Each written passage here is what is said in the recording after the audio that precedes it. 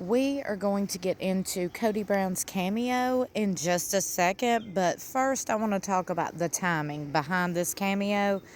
It conveniently comes after the tell-all airs, or the first part of the tell-all / one-on-one airs. Now, we just seen a teaser, and we're going to discuss it here in a little bit, okay? In an upcoming video, so go ahead and subscribe. Make sure your notification bell is set to all the things, so you won't miss it. But Janelle reveals how if her and Kody had courted / dated longer, she probably wouldn't have married him. Ironically enough, this cameo pops up. New cameo from Kody where he's giving somebody advice to take on their upcoming honeymoon because he just loves Robyn and he just cherishes her, and they had such a good time on their honeymoon and blah blah blah. Oh yes, let's just take a listen. Chris and Victoria, it's Kody Brown from Sister Wives. Hey, congratulations on your honeymoon. Don't know if this is a late honeymoon or if you're just getting married. However, the honeymoon's a huge tell. You got to have a good honeymoon. And I say it's a good tell because I think you can tell on the honeymoon how good the relationship might be in the future. But I can't promise you that. Life is full of change and life is full of unexpected things. So you're going out of the country. That's great. Wish I knew where you're going. But depends on how long you've been married. Like going on the honeymoon. My last honeymoon was with Robyn. We'd only known each other for 10 months. We were madly in love. And I made a plan. We didn't have any money. Oh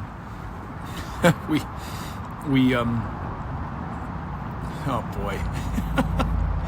We didn't have any money. I didn't have control of the family money at the time, of course. And so we had a very, very limited budget. And we did do some filming while we were on our honeymoon. We just disappeared with each other. I remember at one point talking on the phone with a wife who was very needy while I was on my honeymoon with Robyn for about 2 hours, and Robyn didn't have any money, and we were at Disneyland. She's just wandering around, waiting for me to get off the phone. What an interesting experience. For you guys, I hope that you've got a good plan, make a good plan, and then give yourself tons of space to just get lost in each other. Robyn and I didn't have any money on our honeymoon.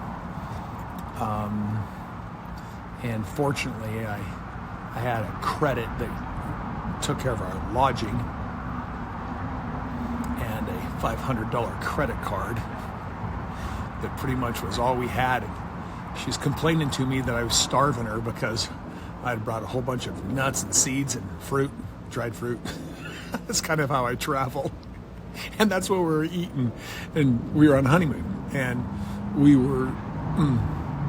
were chaste, non-sexual, prior to the honeymoon. And so it was the new land of discovery. And she was frustrated that I was starving her to death. So I'm sure your situation is so vastly different from that. I'd love to give you more history on the entire experience. You know what was fortunate about it is we just got lost in each other. And it was a weird thing that other than needing food and a ticket into an amusement park at Disneyland, we just got lost in each other. And that was an absolutely precious experience. And when you're on your honeymoon, you've got to make it about each other. A place of discovery, a place of learning and understanding and sharing, of giving and taking and sharing and receiving. I mean, it can be so absolutely beautiful. So give yourself the time. If you're going to another country, you're probably going to be touring a lot, but take the time with each other to connect deeply. My courtship with Robyn was the longest courtship I had, 10 months. Not very long in modern terms, but long for me at the time.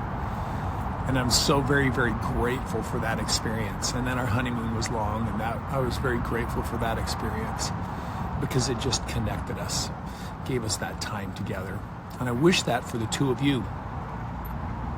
And then every year, when you guys have your anniversary, I would recommend to you that you review your lives with each other and project yourself 5, 10, 20 years in the future with the current attitudes you have, and see how those attitudes, as a mental exercise, you project yourself 5, 10, or 15 years into the future with the same attitudes that you currently have, and check those attitudes against your future to see if they're going to work, if they're correct, and test what you need to do to